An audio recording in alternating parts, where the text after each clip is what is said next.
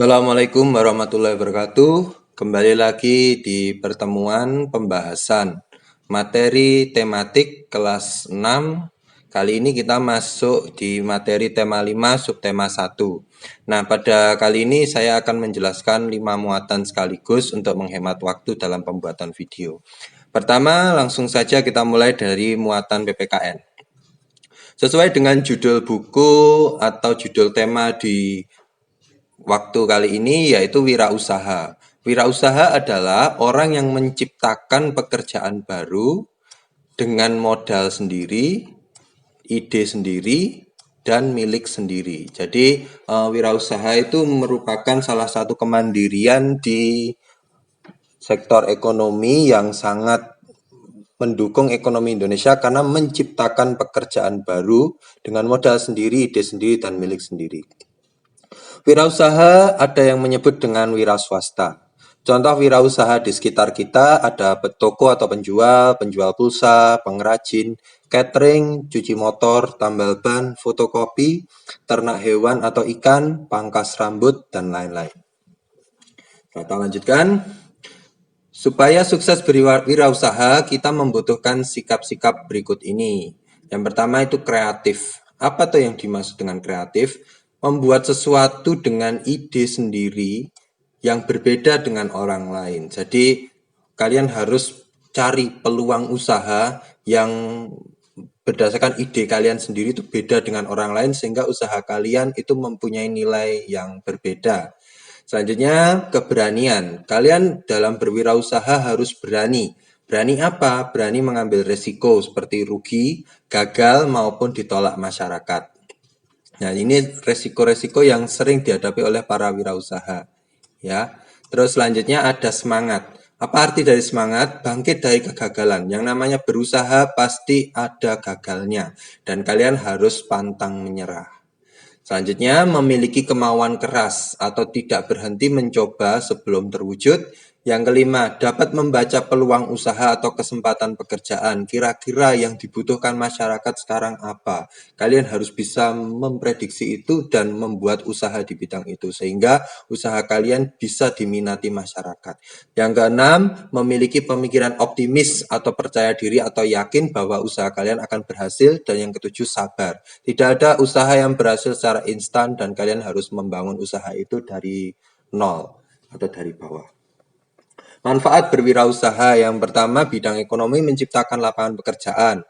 Yang kedua menyerap tenaga kerja atau karyawan karena wirausaha butuh bantuan orang lain untuk mengadakan wirausaha. Contoh usaha kalian sudah besar, jadi kalian tidak mungkin mengatasinya sendiri. Kalian butuh bantuan orang lain sehingga kalian memberi kesempatan orang lain untuk mencari pekerjaan atau nafkah di usaha kalian. Yang selanjutnya mencukupi atau memenuhi kebutuhan mendapat penghasilan. Di bidang sosial itu dengan sesama manusia itu mengurangi pengangguran, membantu orang lain, dapat pekerjaan.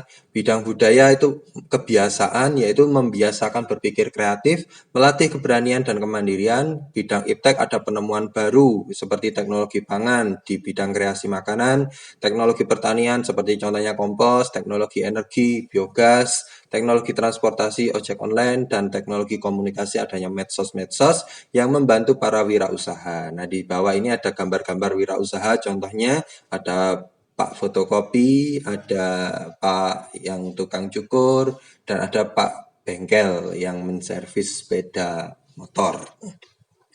Kita lanjutkan muatan bahasa Indonesia, yaitu tentang formulir. Formulir itu berasal dari bahasa Belanda yang bernama formulier.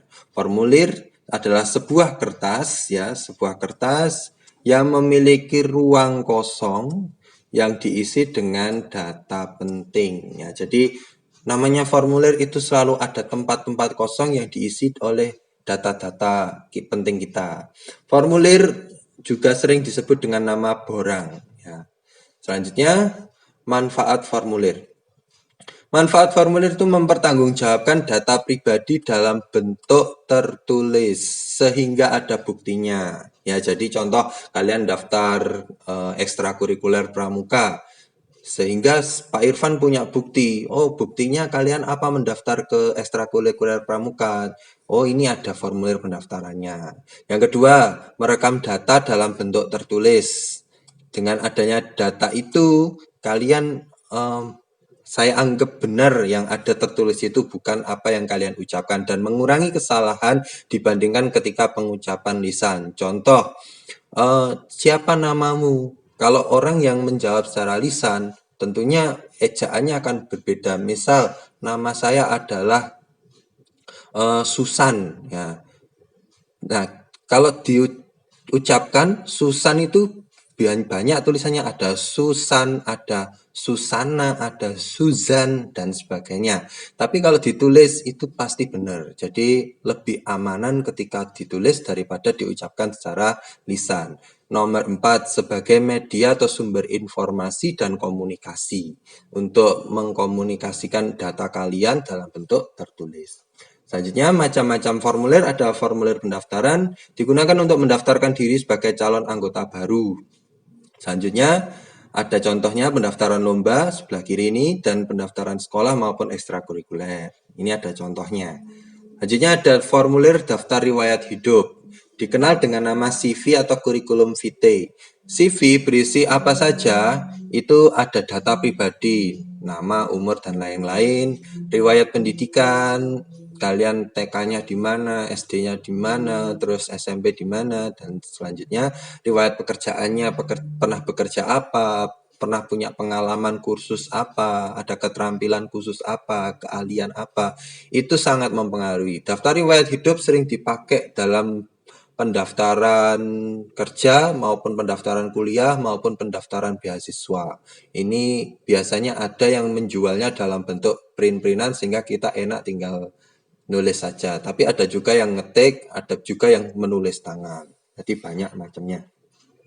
Yang ketiga ada formulir isian bank. Kalau kalian punya rekening tabungan anak-anak, biasanya kalau kalian mau menabung, kalian harus mengisi yang namanya slip pembayaran atau slip penyetoran.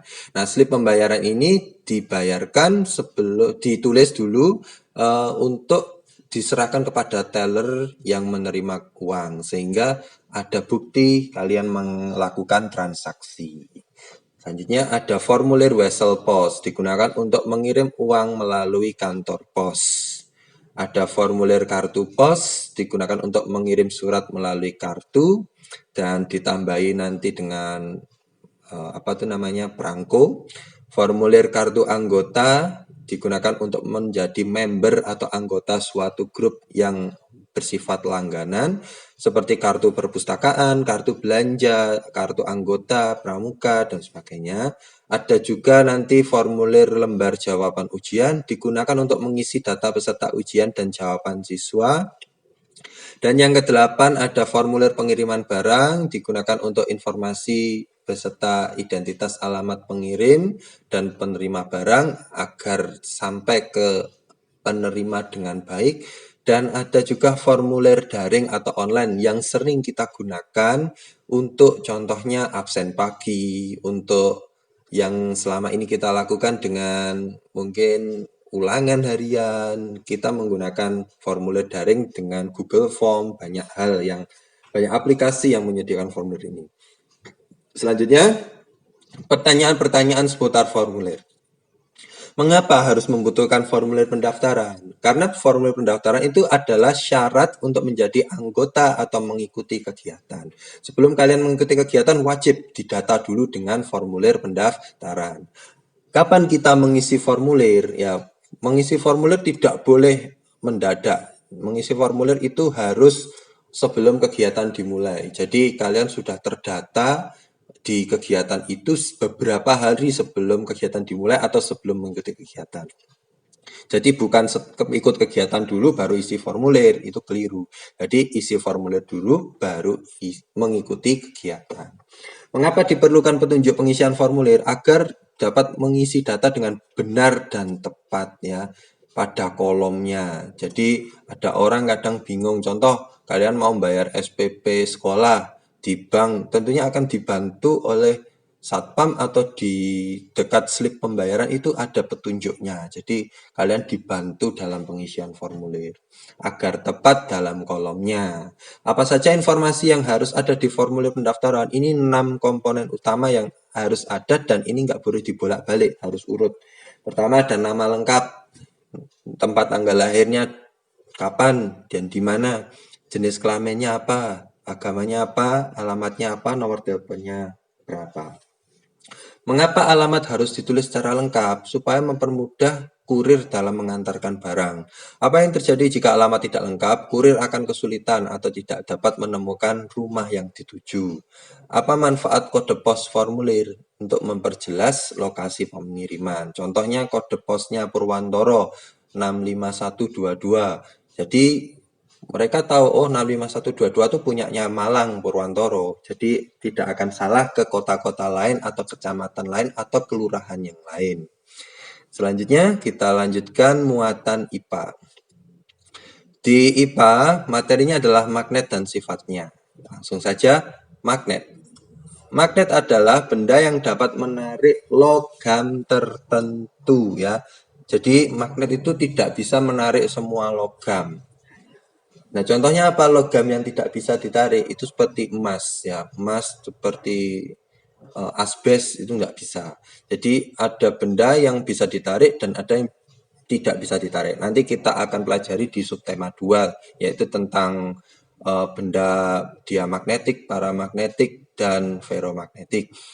Selanjutnya, magnet dapat menarik logam tertentu karena mengandung gaya magnet. Jadi, yang menjadi magnet itu bisa menarik benda logam lainnya, itu ditentukan oleh gaya magnet. Ya, ini.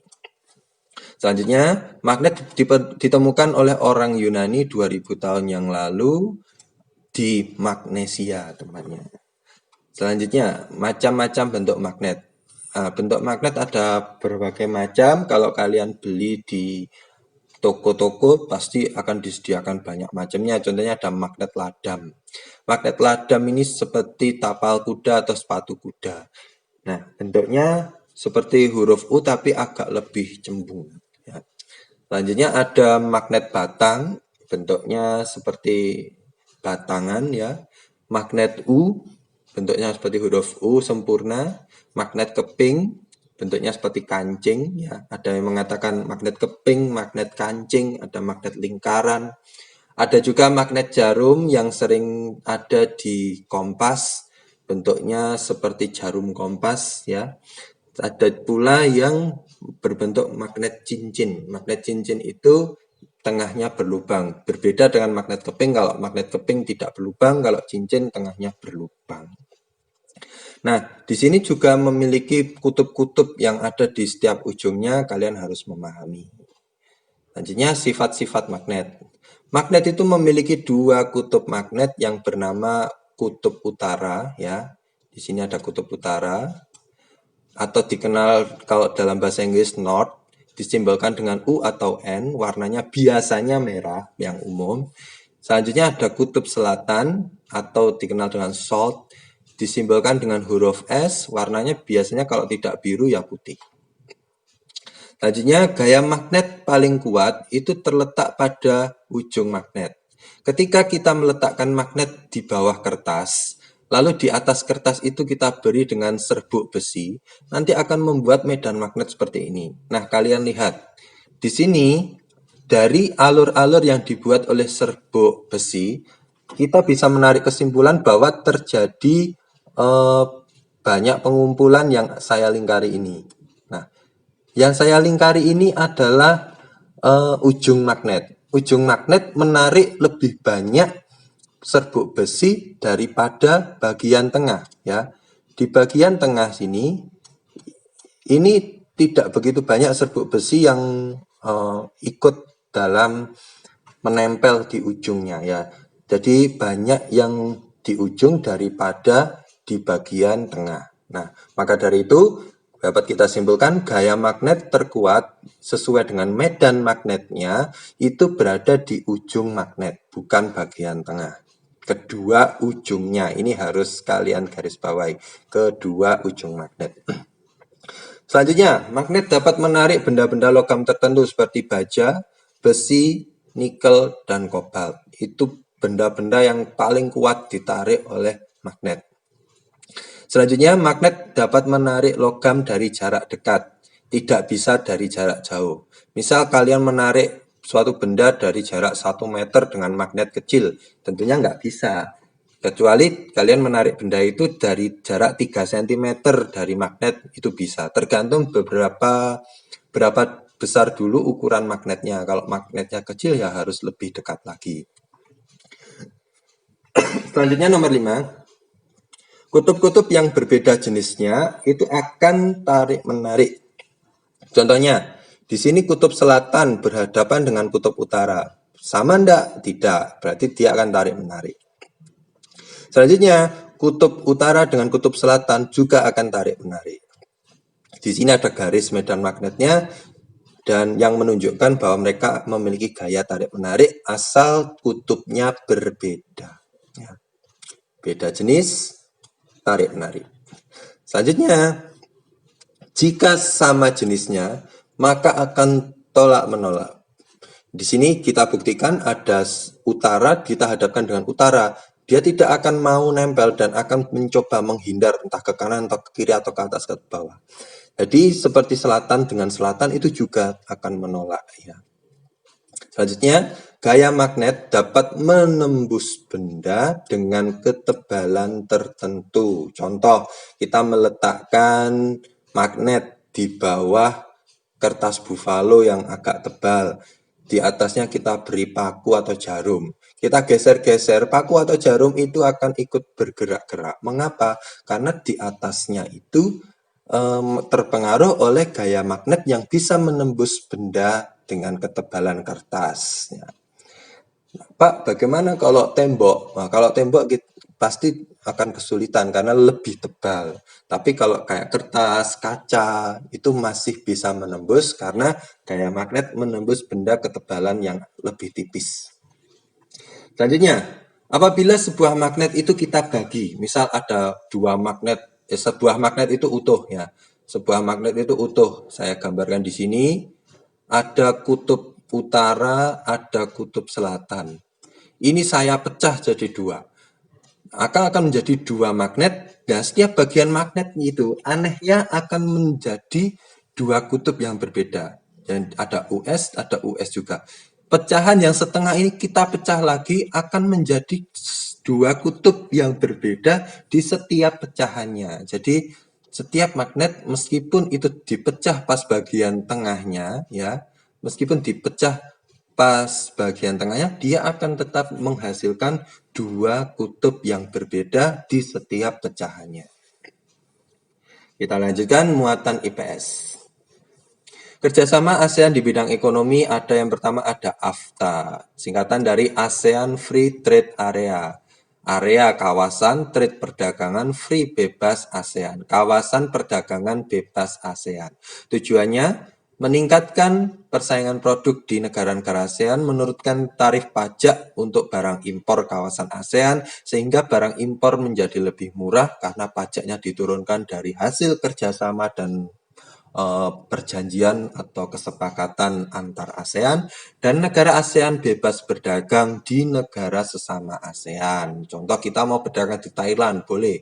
Thailand mau berdagang di Indonesia, boleh. Karena kita sudah masuk di AFTA, ASEAN Free Trade Area, dan termasuk MEA, Masyarakat Ekonomi ASEAN.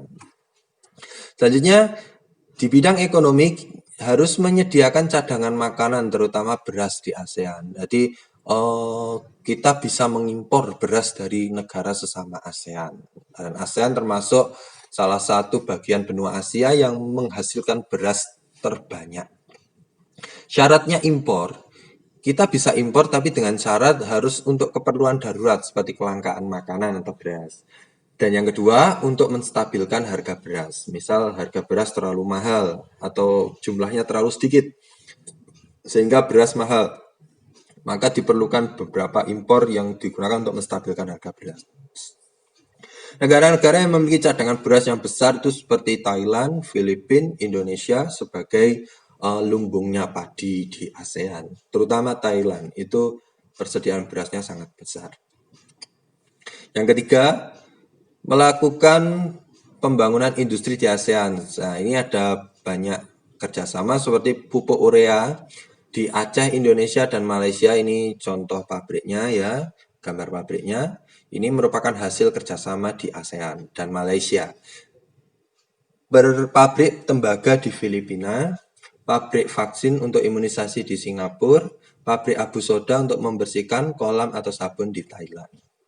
Selanjutnya ada juga tidak hanya Menteri Pertahanan, tidak hanya Menteri Pendidikan, tetapi Menteri Ekonomi juga rutin bertemu dalam ASEAN Economic Ministers Meeting ya, setiap beberapa tahun sekali akan dikumpulkan untuk membahas kerjasama ekonomi. Selanjutnya ada melakukan promosi wisata Indonesia dengan tujuan menarik wisatawan mancanegara dan memajukan ekonomi daerah wisata. Pada acara ATF, ASEAN Tourism Forum atau Forum Turis ASEAN atau Forum Pariwisata ASEAN. Selanjutnya melakukan promosi perdagangan berupa ekspor, impor, dan investasi. Ekspor itu apa? Jual barang ke luar negeri. Impor itu membeli barang dari luar negeri. Dan investasi itu penanaman modal di perusahaan. Selanjutnya membentuk ACO, ASEAN Cooperative Organization, artinya organisasi koperasi ASEAN. Digunakan untuk induk koperasi di negara Asia Tenggara, memajukan ekonomi di Asia Tenggara, dan ini termasuk digagas oleh Indonesia agar ekonomi lebih bagus lagi. Masuk di muatan terakhir yaitu muatan SBDP, yaitu tentang macam-macam reklame. Nah, kita di tema 4 sudah membahas tentang pengertian reklame dan sifat-sifatnya. Kali ini kita akan langsung ke jenis-jenisnya. Yang pertama ada poster. Poster yang seperti kita ketahui ada 4 macam, ada poster niaga, poster kegiatan, poster layanan masyarakat, dan poster pendidikan. Dan biasanya diletakkan di tempat umum. Ini berupa kertas yang ditempelkan yang menarik perhatian agar orang mengikuti apa yang tertulis di poster tersebut. Selanjutnya ada iklan baris. Ketika kalian memberi koran seperti Malang Post, Jawa Post, itu pasti di bagian tengah kalian akan menemukan seperti ini. Nah, kalau di Jawa Post itu biasanya berada di bagian sport atau olahraga. Itu akan selalu ada seperti ini, ada lowongan pekerjaan, mobil dijual, tanah dijual, rumah dijual. Itu untuk iklan di media cetak koran. Selanjutnya kalau kalian lihat TV, itu kalian akan melihat seperti ini, iklan di TV atau iklan di YouTube, iklan Instagram, itu berupa iklan elektronik, berupa video. Kalau kalian mendengarkan iklan itu di radio atau di Spotify atau di media pemutar musik secara online ya, itu kalian termasuk mendengarkan iklan secara audio. Brosur atau selebaran adalah lembaran penawaran produk yang diberikan langsung ya. Yang membedakan dengan yang lainnya, kalau brosur ini diberikan langsung, tidak ditempel seperti poster. Ada juga leaflet atau pamflet atau booklet. Leaflet atau pamflet itu berupa lipatan-lipatan ya. Reklame yang berupa lembaran lipatan-lipatan. Ini contohnya leaflet yang ada di puskesmas atau rumah sakit tentang bahaya COVID. Nah, ini bisa dilipat-lipat. Ada juga yang berbentuk booklet. Booklet itu buku ya. Buku yang tentunya dilipat-lipat juga. Biasanya berupa katalog-katalog barang belanjaan itu masuk booklet ya. Tapi kalau hanya lembaran yang dilipat itu leaflet atau pamflet. Selanjutnya ada spanduk. Spanduk itu ciri-cirinya adalah berupa kain ya, biasanya diletakkan tempat strategis dan dibentangkan di tiang listrik, dua pohon atau di depan warung pinggir jalan. Ini contohnya ada spanduknya warung pecel lele ya. Selanjutnya ada embalase. Embalase itu reklame yang berada di kemasan produknya. Reklame ini nempel langsung di kemasan produknya. Contohnya ini ada iklan penyedap rasa, ada iklannya sabun. Nah, ini di sini tentunya akan ada ini apa? Keunggulan dari produk ini. Contohnya embalasenya penyedap, bumbu pelezat serbaguna. Oh, rasa ayam. Jadi tanpa kita merebus ayam sudah ada rasanya ayam ya.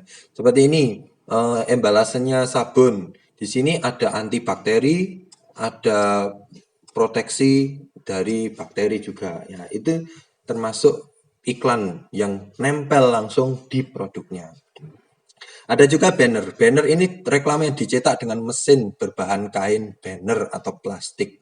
Reklame ini bisa digunakan untuk pengganti spanduk. Bedanya kalau spanduk itu kain, kalau banner itu berupa kain banner atau plastik.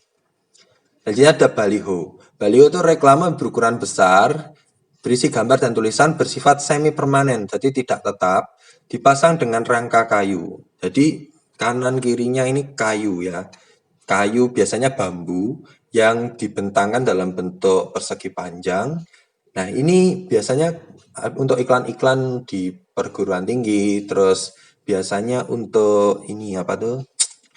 eh, parpol atau caleg-caleg yang digunakan untuk pemilihan pilkada itu biasanya menggunakan seperti ini untuk promosi. Ya. Selanjutnya ada billboard. Billboard ini lebih kuat daripada baliho. Billboard ini dibuat atau dibentangkan dengan rangka besi. Biasanya berada di tengah-tengah jalan ya. Iklan di atas pertokoan, iklan di jembatan penyeberangan, iklan di pinggir jalan yang tinggi, yang besar, dan kadang ada lampunya, itu merupakan billboard. Selanjutnya ada mobile billboard. Ini adalah iklan yang bisa bergerak. Contohnya balon promosi, ya, seperti ini ada di bengkel, ada di atas bangunan, dan ini ada iklan yang berada di truk-truk, itu juga termasuk mobile billboard. Ada juga Videotron. Videotron itu reklame yang berupa layar LCD besar yang menampilkan video iklan bergerak. Ini contohnya kalau di Malang itu ada di Balai Kota, depannya SMP 5, di depannya Ramayana itu ada, di alun-alun juga ada. Selanjutnya ada di luar negeri itu di setiap bangunan yang tinggi-tinggi itu pasti akan ada Videotronnya yang seolah-olah membuat kesan mewah di malam hari dan iklannya terbaca sangat jelas di malam hari. Dan yang terakhir adalah logo. Logo itu tanda atau lambang yang mengandung makna sebagai identitas suatu perusahaan supaya diingat orang lain. Kita dengan melihat logonya pasti akan tahu, oh kalau ada 3 garis ini berarti itu Adidas, meskipun tanpa ada tulisan Adidas. Iger seperti ini, Pizza Hut ada bentuk atapnya dan seperti ini. Nah, ini logo yang sudah menjadi hak paten atau ciri khas dari suatu perusahaan yang mudah diingat oleh orang lain meskipun orang itu hanya melihat logonya saja. Dan itu pasti tahu bahwa Pizza Hut itu makanan, Iger itu adalah alat-alat traveling, dan Adidas itu berupa alat-alat olahraga seperti sepatu dan lain-lain. Ya.